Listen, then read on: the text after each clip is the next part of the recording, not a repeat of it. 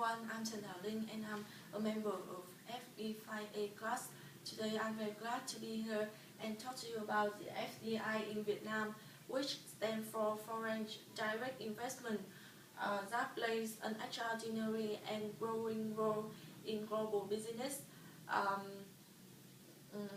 My talk is divided into four parts: the definition of FDI, how FDI comes to Vietnam, the advantages and disadvantages of FDI.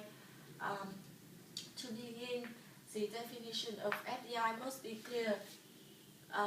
In classic theory, it's defined as a company from one country making a physical investment into building a factory in another. In contrast with the direct investment in building machinery and equipment is a portfolio investment, considering as a direct investment. Due to the change of global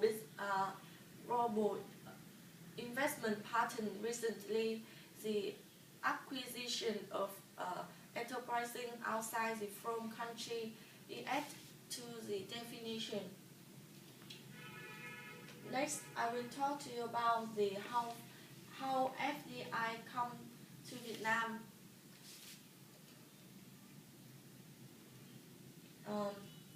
In 1986, Vietnam economy experienced a comprehensive change known as đổi mới after having a long endurance of economic hardship.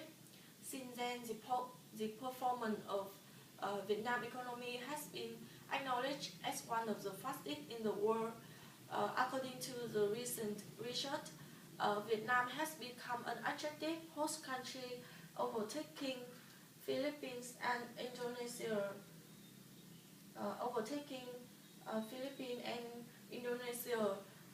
To be the third largest recipient of FDI inflows into the ASEAN. As you can see from my slide is some research.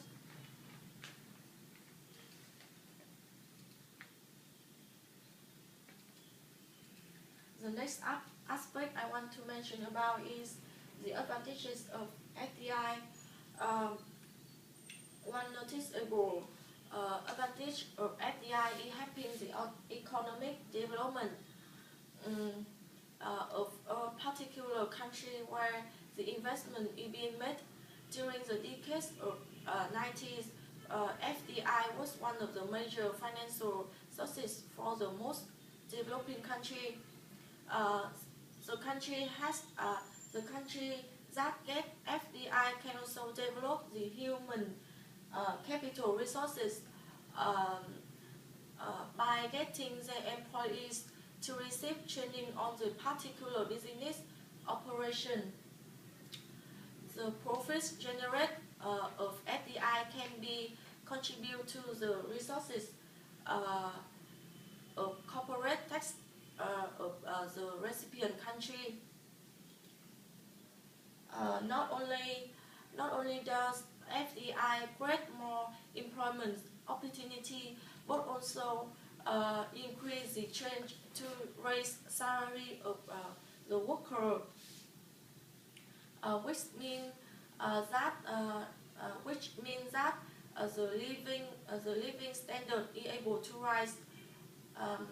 It's also observed that FDI allowed for the development of the manufacturing sector in a country.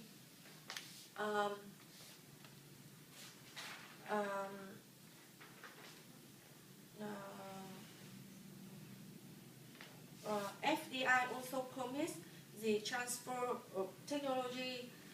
It's done basically in the way of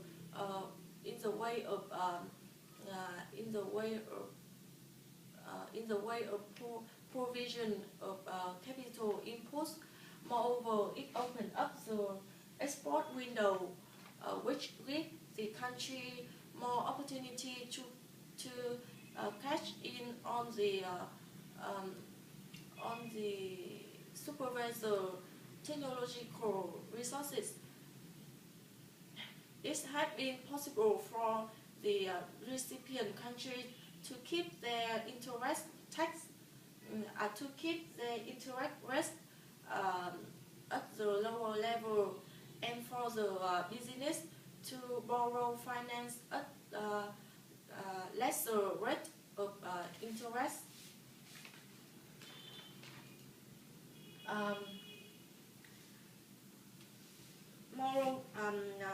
Move to the disadvantages of FDI.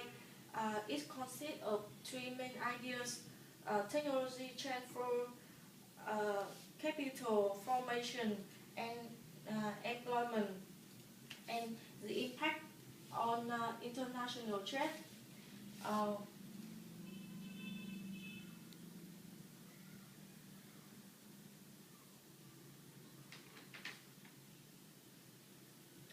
um, about technology transfer, although FDI proof it undeniable possible aspect, is able to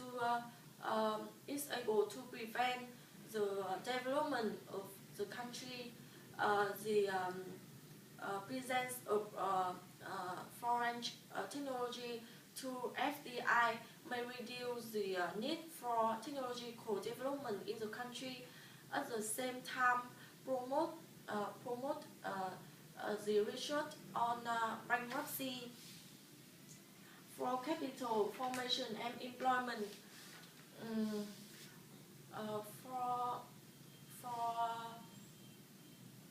for capital formation and employment, it's tricky that FDI flow into the economy may reduce domestic investment, domestic investment, and end up making a total investment unchanged or reduced. Uh, in terms of impact on international trade, um, FDI may increase or decrease the volume of international trade between Vietnam or other countries. If the purpose of FDI is to exploit the exploit the comparative advantage of Vietnam, is will tend to produce more international trade. Um,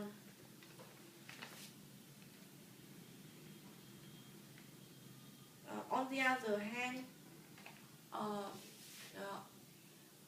hand, if the project is to exploit the protected domestic market in Vietnam, it will reduce trade and push the firm into difficulties.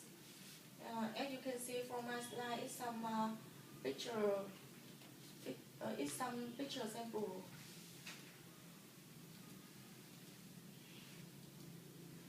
This is the end of my talk. Thanks for your listening.